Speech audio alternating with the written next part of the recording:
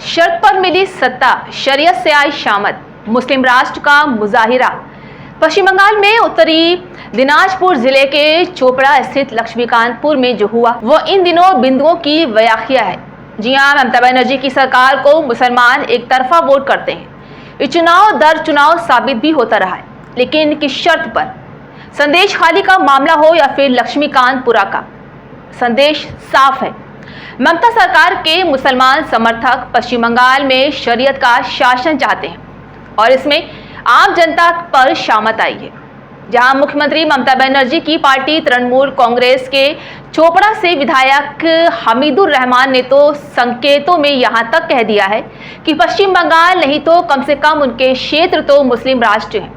उन्होंने महिला को भीड़ के बीच सरेआम बेरहमी से पीटने की घटना की निंदा भी की है। आपको बता दें कि वीडियो जो वायरल हो रहा है उसमें महिला को बेदर्दी से पीटते हुए दिखाया जा रहा है। वहीं लगे हाथ ये भी कहा गया है कि महिला ने मुस्लिम राष्ट्र के नियमों के खिलाफ काम किया है। टीएमसी विधायक हमीदुर रहमान ने लिखा है कि हम घटना की निंदा करते हैं, लेकिन महिला ने भी गलत किया है। उसने पति, बेटे और बेटे को छोड़कर जानवर बन गई। मुस्लिम राष्ट्र के कुछ नियम कानून हैं और उसी के तहत न्याय दिलाया जाता है। हालांकि हमें यह भी लगता है कि जो हुआ वो थोड़ा ज्यादा था। अब इस मामले में कानूनी कार्रवाई होगी। आपको बताते चले कि चोपड़ा के लक्ष्मीकांतपुरा का एक वीडियो वायरल हो रहा है, जिसमें एक मुस्टंडे से दिखने वाले हैवान कई छड़ियों को मिलाकर महिला को बेरहमी से पीट रहा है। महिला जमीन पर इधर से उधर लौटती है और ताज़िमुल हक का नाम ये हैवान उसे हर तरह से पीटता हुआ रहता है। संभव था कदकाठी और हैवानियत की वजह से वो स्थानीय लोगों में जेसीबी के नाम से मशहूर भी है। वो महिला को पीटकर पुरुषों के साथ भी वैसा ही क्रूरता वाला व्यवहार करता है। वो काफी खतरनाक शख्सियत वाला इंसान भी है। ताज़िमुल छड़ियों के गुच्छे से पहले महिला और फिर पुरुष पर शरीयत के निशान छोड़ता रहता है और भीड़ तमाशाबीन बनी रहती है। हैरानी की बात तो यह है कि भीड़ में महिलाएं भी थी, लेकिन कोई महिला को बचाने आगे नहीं आता है। लोकसभा चुनाव से पहले पश्चिम बंगाल के ही संदेश खाली में एक हैवान का चेहरा उजागर हुआ था। उस हैवान शेख शाहजहां पर स्थानीय महिलाओं ने यौन उत्पीड़न का आरोप लगाया था। अभी वो जेल में है। वैसे वीडियो वायरल होने के बाद तो ताज़िमुल को भी जेल हो चुकी है, लेकिन सवाल ये है कि क्या ममता सरकार की पुलिस उसे सबक सिखाएगी? विधानसभा चुनाव हो या लोकसभा का, अभी चुनाव खत्म हुए।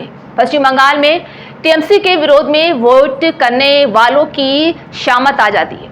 बंगाल में विरोधी मतदाताओं की हत्या, उनकी मां बहन बेटियों के उत्पीड़न की खौफनाक वारदातों की छड़ी लग जाती है और लोग जानमाल और आबरू बचाने के लिए अपना घर बार छोड़कर विस्थापित होने को मजबूर हो जाते हैं। सोचिए, कभी बंगाल को भद्रलोक कहा जाता था, कहने वाले आज भी भद्रलोक ही कहेंगे, लेकिन जमीनी हालात बिल्कुल उल्टी है। एक जहां तो कहीं ताज़िमुल, चेहरा कोई भी हो लेकिन व्यवस्था एक ही है, जो है तालिबानी।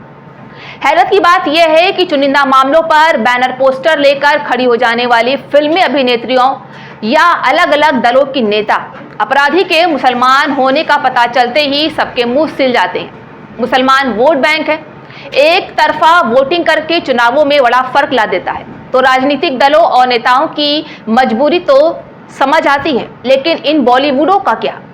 आरोप लगाने वाले कहते हैं कि बॉलीवुड भी मूलतः मुल्लावुड है। इस कारण वहां ऐसा कुछ भी करने की किसी में हिम्मत नहीं होती है जिसमें मुसलमान कौम पर उंगली उठा सके।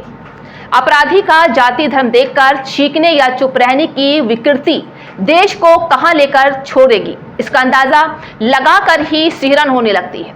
लेकिन किसे पड़ी है भविष्य की? सबको अपनी अपनी पड़ी है, दूसरों के बारे में तो कोई सोचता ही नहीं। सबको आज में जीना है, वो स्वार्थ देखना है। किसी को वोटों का स्वार्थ है, किसी को कैरियर का। इस बीच आम जनता कंगारू कोर्ट में कीड़े मकोड़ों की तरह जीने को विवश है और कीड़े मकोड़े खाने को विवश है। ऐसे में हम तो मुख्यमंत्री ममता बनर्जी से यही अपील करते हैं कि दीदी इन तालिबानी मानसिकता वाले समर्थकों को सबक सिखाई, वरना ये पश्चिम बंगाल को अफगानिस्तान बना डालेंगे और इसमें देर नहीं है।